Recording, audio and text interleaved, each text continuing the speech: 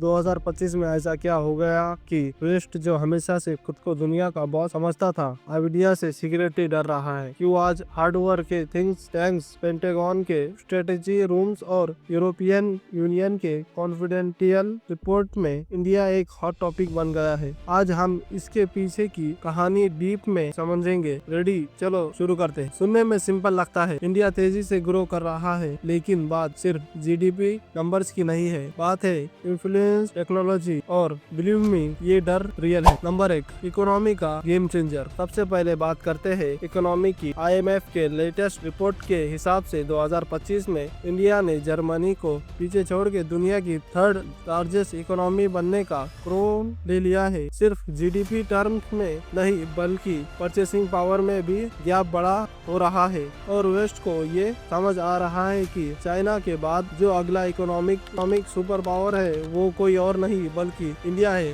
Problem, India की economy waste term loans पे depend नहीं है, IMF के बिल आउट पे डिपेंड नहीं है। इसका मतलब वेस्ट के पास वो कंट्रोल बटन ही नहीं है जो वो दूसरे डेवलपिंग नेशन पे दबाता था। नंबर 2, टेक्नोलॉजी और AI रेस। 2020 में AI रेस का मतलब सिर्फ US चाइना होता था, लेकिन 2025 में क्विकली एक तीर से 2 शिकार कर रहा है। पहला, अपने AI मॉडल्स और मैन्युफैक्चरिंग को बूस्ट कर रहा है। दूसरा, अपने इंजीनियर्स और कोडर्स का ग्लोबल डोमिनेंस मेंटेन कर रहा है। और यहाँ एक शॉकिंग फैक्ट, 2025 के टॉप 20 AI यूनिकॉर्न में स्टार्टअप में 7 इंडियन ओरिजिन के हैं। वेस्ट के टेक जेंट्स जानते हैं कि अगर इंडिया अपना silicon chip supply chain secure कर लेता है तो उनका मोनोपोली खत्म है। Number 3, military silent but deadly, military might. अब आते हैं डिफेंस पर। इंडिया ने 2025 में अपना डिफेंस बजट $90 बिलियन क्रॉस कर लिया है, लेकिन ये सिर्फ बजट की बात नहीं है।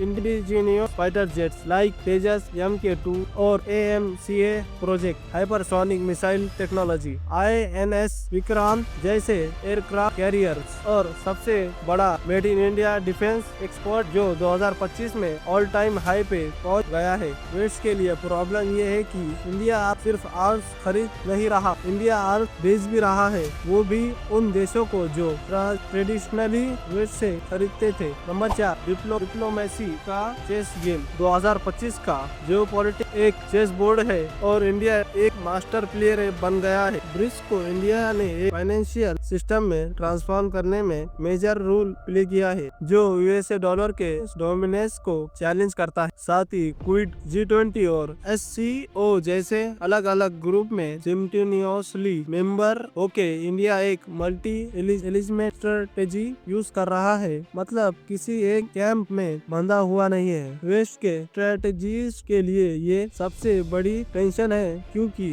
उनको समझ नहीं आ रहा कि इंडिया को कंटेन कैसे करेंगे। Number 5, soft power, silent innovation. Hollywood अब सिर्फ एक एंटरटेनमेंट इंडस्ट्री नहीं है, वो एक इन्फ्लुएंस मशीन है। लेकिन guess what, Bollywood, Indian music, yoga, Ayurveda और इंडियन कजन्स के ये सब 2025 में ग्लोबल कल्चर को डोमिनेट कर रहे हैं। नेटफ्लिक्स और अमेजॉन प्राइम पे टॉप शो में इंडियन क्रिएटर्स का कंटेंट ट्रेंड कर रहा है। और क्रिकेट वर्ल्ड कप 2023 के बाद इंडिया ने ग्लोबल स्पोर्ट्स इकोनॉमी में भी अपना एक अलग फैन बेस बना लिया है। यानी सॉफ्ट पावर के गेम में भी इंडिया का रिच अनस्टॉपेबल हो गया है। Number 6, why the west is really scared.